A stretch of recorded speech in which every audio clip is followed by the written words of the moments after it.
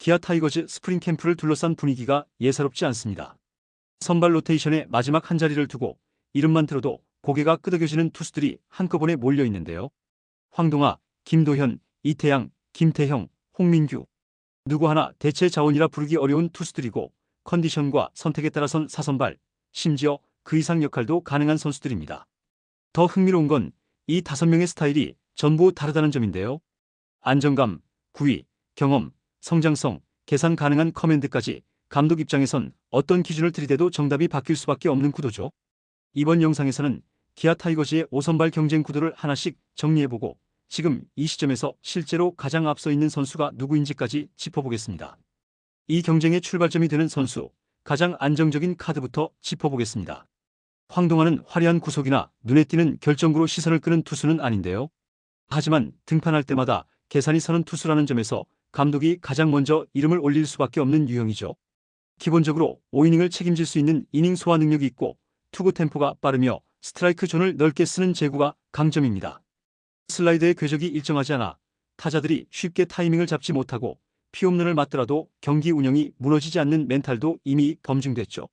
실제로 팀이 선발 자원 부족에 시달렸던 시즌에도 황동아는 로테이션을 지켜냈고 이닝을 쌓아주며 팀 승리에 기여했습니다.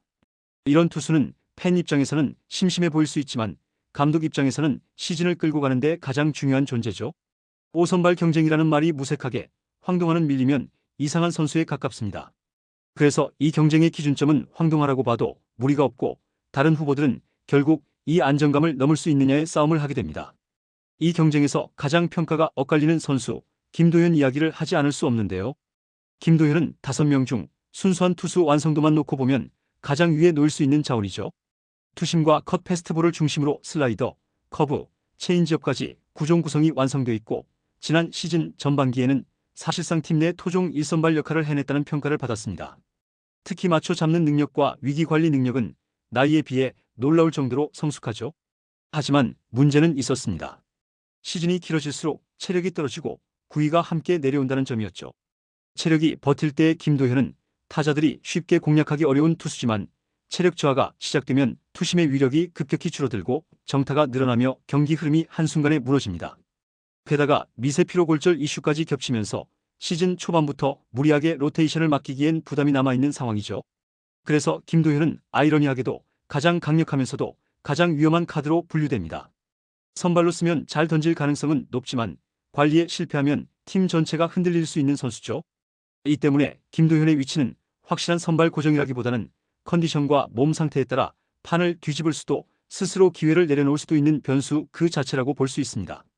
이번에는 가장 경험이 많은 이름 이태양을 짚어보겠습니다. 이태양은 이 경쟁에서 유일하게 오랜 기간 1군 선발과 불펜을 모두 경험한 투수인데요.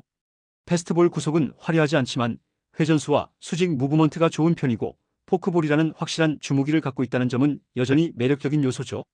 실제로 컨디션이 좋을 때의 이태양은 타자들의 배트를 헛돌게 만들 수 있는 힘을 갖고 있습니다. 다만 이태양의 야구는 늘 양날의 검이었는데요. 뜬공 비율이 높고 스트라이크 존 승부를 즐기는 스타일이다 보니 한 번 맞으면 타구가 길어질 위험이 크죠.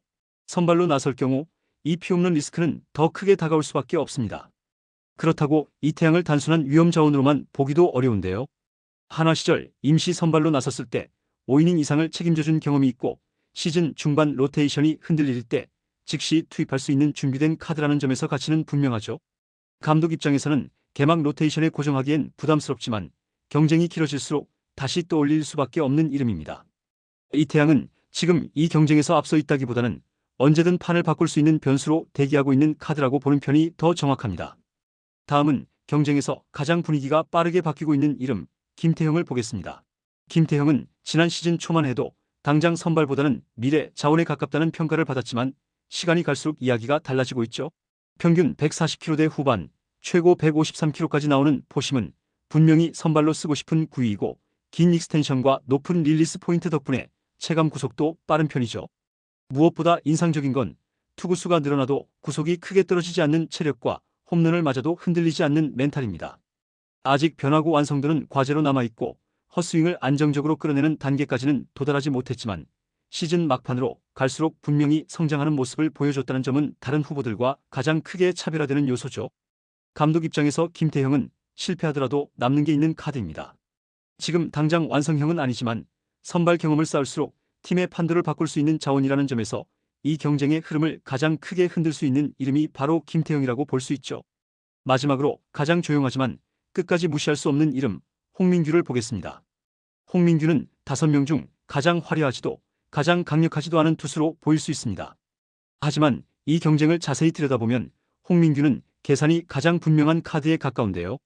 최고 구속은 148km로 압도적이지 않지만 직구와 변화구를 가리지 않고 스트라이크를 던질 수 있는 커맨드는 저연차 투수답지 않게 완성도가 높죠. 특히 손 감각이 좋아 체인지업의 무브먼트가 안정적이고 타자 타이밍을 빼앗는 능력이 분명합니다. 그래서 고졸 저연차임에도 불구하고 1군에서 빠르게 활용될 수 있었고 실제로 짧은 이닝이지만 실전에서 버틸 수 있다는 걸 보여줬죠. 홍민규의 가장 큰 장점은 무너지지 않는 유형이라는 점입니다. 크게 흔들리기보다는 맞아가면서도 경기를 정리할 줄 아는 스타일이고 감독 입장에서는 긴 시즌 중 언제든 투입 가능한 카드로 분류할 수 있죠. 지금 당장은 가장 뒤에 있는 이름처럼 보일 수 있지만 경쟁이 길어질수록 자연스럽게 계산서에 올라오는 투수가 바로 홍민규입니다. 그래서 이 5선발 경쟁의 마지막까지 살아남을 가능성이 있는 변수로 절대 가볍게 볼 수 없는 존재라고 할 수 있죠. 이 5명을 모두 놓고 보면 이번 5선발 경쟁이 왜 역대급이라는 말이 나오는지 분명해집니다. 누군가는 가장 안정적이고 누군가는 가장 강력하며 누군가는 가장 경험이 많고 또 누군가는 가장 빠르게 성장하고 있고 마지막으로는 조용히 계산이 서는 카드까지 존재합니다. 그래서 이 경쟁에는 단순한 서열이 없죠. 다만 시점을 기준으로 보면 이야기는 달라집니다. 시즌 개막을 기준으로 가장 앞서 있는 선수는 안정감과 이닝을 보장할 수 있는 황동아입니다. 감독 입장에서 가장 설명하기 쉬운 선택이고 가장 리스크가 적은 카드이기 때문이죠. 하지만 시즌이 길어질수록 판은 흔들릴 수 있습니다. 김도현이 체력 문제를 극복한다면 가장 높은 위치까지 치고 올라올 수 있고 김태형이 성장 속도를 유지한다면 경쟁 구도 자체를 바꿔버릴 가능성도 있습니다. 여기에 이태양이라는 베테랑 변수와 홍민규라는 계산 가능한 카드까지 더해지면 이 5선발 경쟁은 시즌 끝까지 예측하기 어렵게 흘러갈 수밖에 없죠. 결국 이 싸움은 누가 더 잘 던지느냐의 문제가 아니라 누가 더 오래 버티느냐의 문제에 가깝습니다. 그리고 이 선택 하나가 2026 시즌 기아 타이거즈 마운드의 방향을 결정하게 될 가능성도 충분하죠. 여러분이라면 이 5명 중 누구에게 마지막 한 자리를 맡기시겠습니까? 이 질문에 대한 답은 아마 시즌이 시작될 때까지 계속 바뀌게 될지도 모르겠습니다. 이번 영상은 여기서 마치겠습니다. 재밌게 보셨다면 구독과 좋아요, 알림 설정 부탁드려요. 그럼 오늘도 시청해주셔서 감사합니다.